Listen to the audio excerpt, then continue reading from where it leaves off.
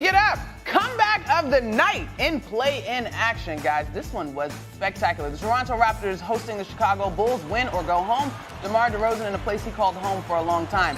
Bulls, mind you, down as many as 19. Zach LaVine pulls up and knocks down that three. Cuts the lead to 5, Han. LaVine got it cooking in the third quarter. Big 17 points, got them back in the game. Caruso getting in on the action. That was the three that tied the ball game. A little later, backdoor cut. Scotty Barnes gets the layup plus the foul. Now, guys, the free throw line is where it got very interesting in this game for more reasons than one. Listen. Blood curling. That could be easily in somebody's Halloween flick. That was DeMar DeRozan's daughter, doing her part to keep the struggle bus real for the Raptors from the free throw line. Patrick Beverley knocks down a three there. Bulls would lead for the first time since 29-28. Late in the ball game, free throws come back up, Han, in a big way. All right, I'm not going to get into a whole free throw head talk right now, but obviously these are big. He hits the first. The screams continue. Baby DR is doing her thing, loud and proud. These would have been, if he hit all three, you tie the ball game.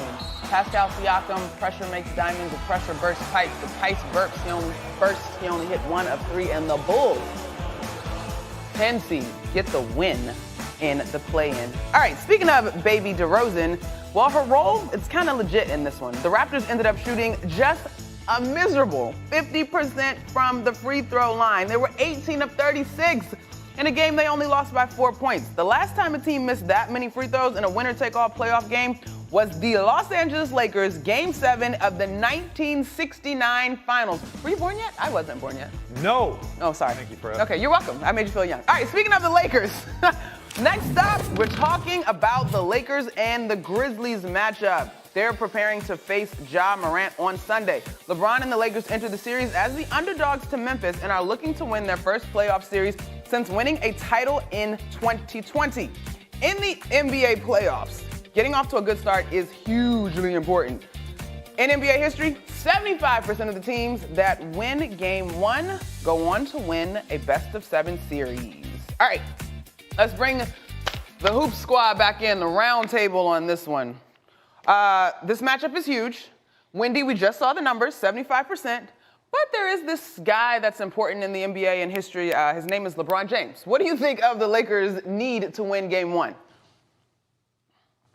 No, I don't think it's a need. I think it's a want. And I think LeBron has always approached series that way. If you look at his incredible career, he's lost Game 1 an incredible 21 times. And 12 of those times, the most of anybody in history, he's come back and won. Now, I have to say, this Lakers team is not as good as some of those Miami Heat teams and Cleveland Cavs teams that were down 1-0 that he brought back.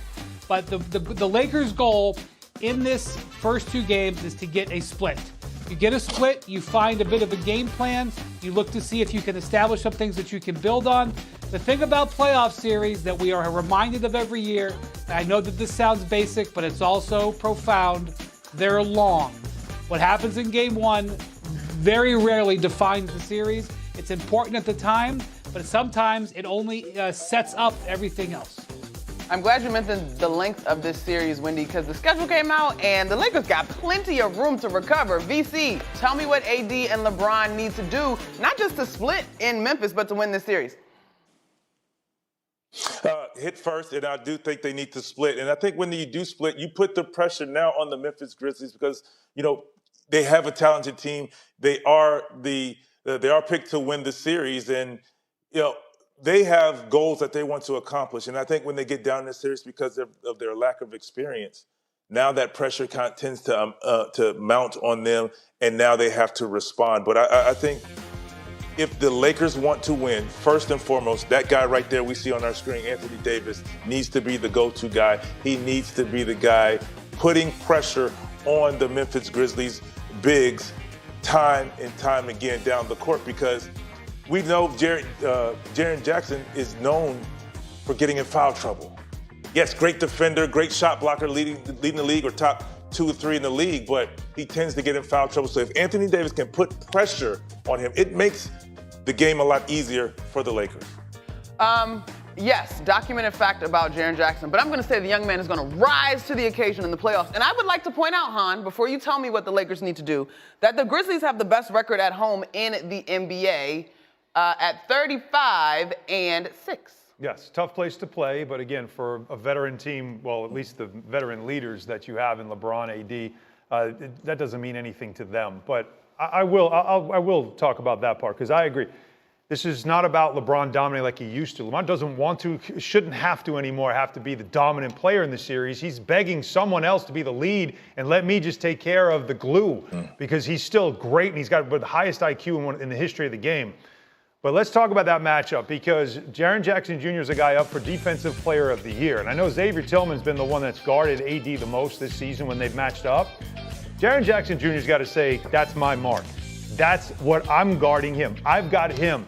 Because you got to feel like if you're Memphis, if you can contain or control what Anthony Davis does in this series, you probably win this series fairly easily. They're not going to shut him down, but if I'm a guy up for Defensive Player of the Year, that's my guy. I'm guarding him. I'm taking care of this. You guys take care of the rest. Wendy, can you please invite me on the podcast? Because I want to get into the weeds of all these role players, and I know that this is not the setting to do that this morning. But we're going to go to Wendy Watch. We need to hear 3 things that you are watching for from these playoffs. Oh, my God, I love that. So let's that take graphic. a look at what's happening in Golden State. Andrew Wiggins got off to a very good start in practice with the rest of his teammates. Steve Kerr was effusive about how good he's looked in the scrimmages this week. And that, to me, is one of the most important things we're going to see in this first weekend. How does Andrew Wiggins look? The Warriors are not saying for sure he's going to be out there for game 1, but listening to the results from the guys who were out there on the floor with him yesterday, it sounded like he is making very good progress. I also think this is going to be vitally important playoff series coming up with Chris Paul. He is going to be played differently than any other time he has in his career. Teams are going to leave him open. We saw some of the highest volume three-point attempts he's had ever in his career since playing with Kevin Durant, and that's what's going to be probably a big part of Ty Lue's game plan. Leave Chris Paul alone, force him to beat you from the outside. Will he be able to do it? He's been practicing his threes like crazy. And then we have a pretty important injury update in the next 48 hours from the New York Knicks with Julius Randle, who is 2 weeks off his sprained ankle. He has not participated in practice yet. Now that, to me, is a sign that him being ready for Saturday evening's Game 1 in Cleveland is going to be tough. This is a guy who averaged 25, 10, and 4. A vitally important player. The reason that the Knicks were the number 4 team in offense this year is because of how dynamic he is alongside Jalen Brunson. And so it's possible that the Knicks could face starting this series with the Cavs without one of their offensive leaders. Oh, okay, Wendy, you know you struck a chord with us. We must reveal A little personal here. A little personal. Alan and I both work with MSG and cover the Knicks. I think he's going to play. I don't know why I think that. Am I tripping? No, you're not. I do too. He would have played all 82 games if not for that injury. He would have played through everything, and he has throughout the season. But I'm with Wendy, though. I look at today as a very important day news-wise when it comes to Julius Randle's availability, because if we're still talking about how he hasn't played full contact yet, I don't imagine you do that the day before the game. So today, very important to see what he does in practice for his availability. His presence on the court, whether he's 75% or not, is critical because it's just drawing the attention of the Cavs defense to open the game up for Jalen Brunson. That, to me, is easily the best first-round series we've got across the league, I think. It's going to be a tremendous series. I cannot wait to see both teams get after it. Lots of good things, coaching-wise and from those players throughout the course of this season. All right.